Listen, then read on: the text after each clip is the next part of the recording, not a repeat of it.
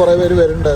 ഇപ്പോൾ നമ്മൾ കുറച്ച് കിലോമീറ്ററുകൾ കാടുകളുടെ ഉള്ളിലൂടെ 1 മണിക്കൂർ യാത്രയുണ്ട്. ഓക്കെ, അവിടെ എത്തിയിട്ട് കാണാം. അപ്പോൾ ഗായ്സ്, നമ്മുടെ കുടജാദ്രി യാത്ര സ്റ്റാർട്ട് ചെയ്തേക്കാണ് കേട്ടോ. അപ്പോൾ നമ്മൾ നിന്ന് ഗസ്റ്റ് ഹൗസ്, അതായത് ലളിതാംബിക ഗസ്റ്റ് ഹൗസിൻ്റെ അവിടെ നിന്ന് നമ്മൾ ജീപ്പ് എടുത്തിട്ടാണ് നമ്മൾ കുടജാദ്രിയിലേക്കുള്ള യാത്ര പോയത്. വേണമെങ്കിൽ നമുക്ക് നെട്ടൂർ എന്ന് പറഞ്ഞ സ്ഥലത്തു നിന്നും ജീപ്പ് എടുക്കാവുന്നതാണ് കേട്ടോ. അങ്ങനെ നമ്മുടെ ഫാമിലി നമ്മൾ ഈ ഒരു ഒറ്റ ജീപ്പ് എടുക്കണതിന് നമ്മൾ 8 പേരുടെ കാശ് കൊടുക്കണം ഗൈസ്. അപ്പോൾ ഒരാൾക്ക് 400 രൂപയാണ് ആവുന്നത്. അതിൻ്റെ കൂടെ തന്നെ ഒരാൾക്ക് ഒരു ഫോറസ്റ്റ് എൻട്രി ഫീസ് ആയ 70 രൂപയും കൂടി വരുന്നുണ്ട്.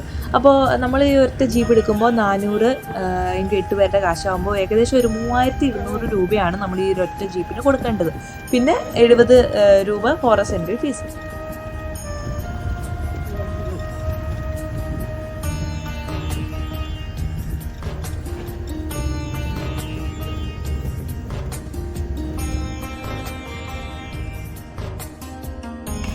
അപ്പോൾ നമ്മളിവിടെ നെട്ടൂർ എന്ന് പറഞ്ഞൊരു സ്റ്റാൻഡിൽ നിൽക്കുകയാണ്. അവിടെ ഡ്രൈവർക്ക് ചായ കുടിക്കാൻ വേണ്ടി.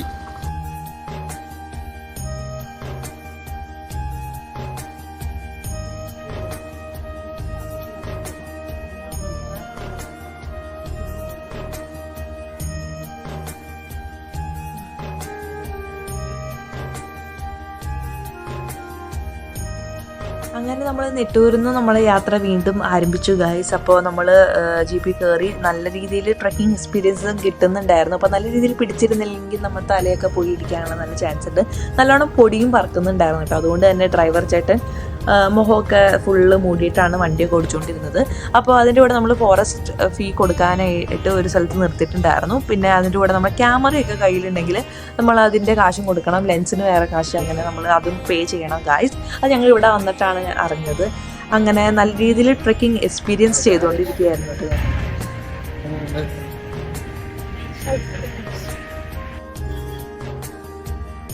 അങ്ങനെ നമ്മൾ കുടജാദ്രിയിലേക്ക് പൊയ്ക്കൊണ്ടിരിക്കുമ്പോൾ അത്യാവശ്യം നല്ലോണം പൊടിയൊക്കെ പറക്കുന്നുണ്ടായിരുന്നു കേട്ടോ. അതുകൊണ്ട് തന്നെ ഡ്രൈവർ ചേട്ടൻ ഫേസ് ഫുള്ള് കവർ ചെയ്തിട്ടുണ്ടായിരുന്നു തുണിയൊക്കെ വെച്ചിട്ട്. അപ്പോൾ അത്യാവശ്യം ഈ ഒരു ജീപ്പിൽ അത്യാവശ്യം സ്പീഡിലൊക്കെ തന്നെയാണ് പോകുന്നത്. വലിയ സ്പീഡെന്നല്ല, സ്പീഡിലാണ് പോകുന്നത് ഈ ഒരു കുഴിയൊക്കെ ഉള്ളപ്പോൾ. അപ്പം നമ്മൾ പുറകിലൊക്കെ ഇരിക്കുന്നവർ അത്യാവശ്യം നല്ല രീതിയിൽ അങ്ങോട്ടും ഇങ്ങോട്ടൊക്കെ തലയൊക്കെ ഇടിക്കാണ്ട് നന്നായിട്ട് മുറുക്കെ പിടിച്ചാണ് ഇരുന്നുകൊണ്ടിരുന്നത്.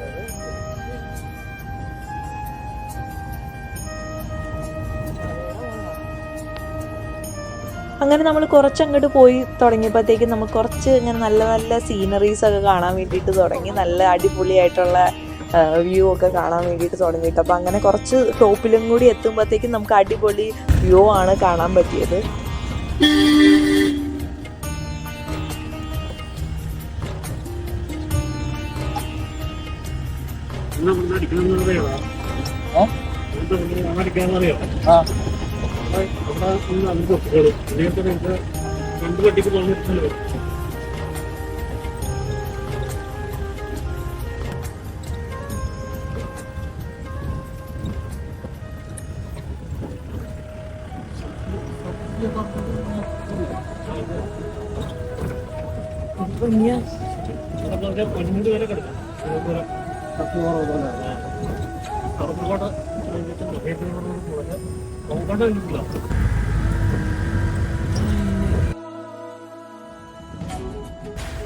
ഇവിടുന്ന് നടക്കണം.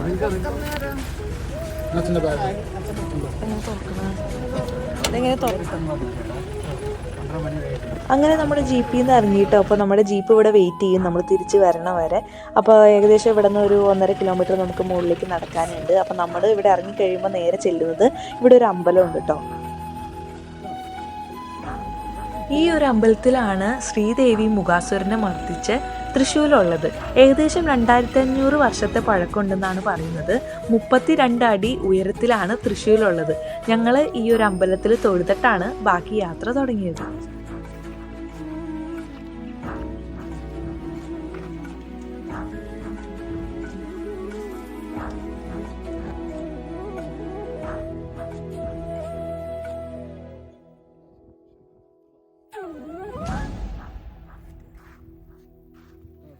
അപ്പോൾ ഗൈസ്, നമ്മളുടെ കുടജാദ്രിയുടെ മേലെ എത്തിയേക്കാണ്. ഇനി നമ്മൾ സർവജ്ഞപീഠം കയറാൻ പോവുകയാണ്. ഒരു 1.5 കിലോമീറ്റർ ട്രക്കിംഗ് ഉണ്ട്. ഇതാണ് ഇവിടുത്തെ അമ്പലം, താഴെയുള്ള അമ്പലമാണിത്. നമ്മുടെ ദേവി മൂകാസുരനെ കുത്തിയ ശൂലാണ്. ആ ശൂലാണ് ഇവിടെ വെച്ചേക്കുന്നത്. ഇനി നമുക്ക് മേലെ പോയിട്ട് ബാക്കി കാണാം. ഓക്കെ.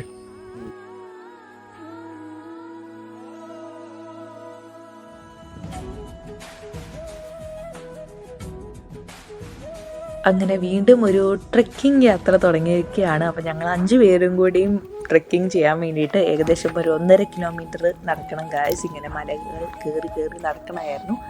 അപ്പോൾ നമുക്ക് കിട്ടിയ പ്രസാദമാണ് കേട്ടോ ആ ഒരു പൂവെന്ന് പറയുന്നത് താഴത്തെ അമ്പലത്തിൽ നിന്ന്.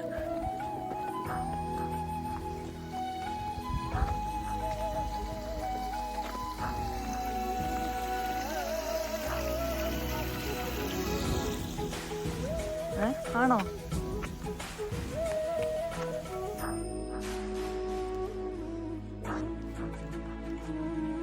ഇപ്പോൾ നമ്മൾ മേലെ എത്തിയേക്കാണ്. അധികം എത്തിയിട്ടില്ല, അതിന് കുറച്ചും കൂടി ഉണ്ട്. അത്യാവശ്യം കുറേ നടന്നു നമ്മൾ. വളരെയധികം കൂടുതൽ വിശേഷം വളരെ ഡീറ്റെയിൽ ആയിട്ട് പറയാനുണ്ട് അല്ലേ? അതെ, നമ്മൾ വോയിസ് ഓവർ ചെയ്തിട്ടിടാന്ന് വിചാരിക്കുന്നത്.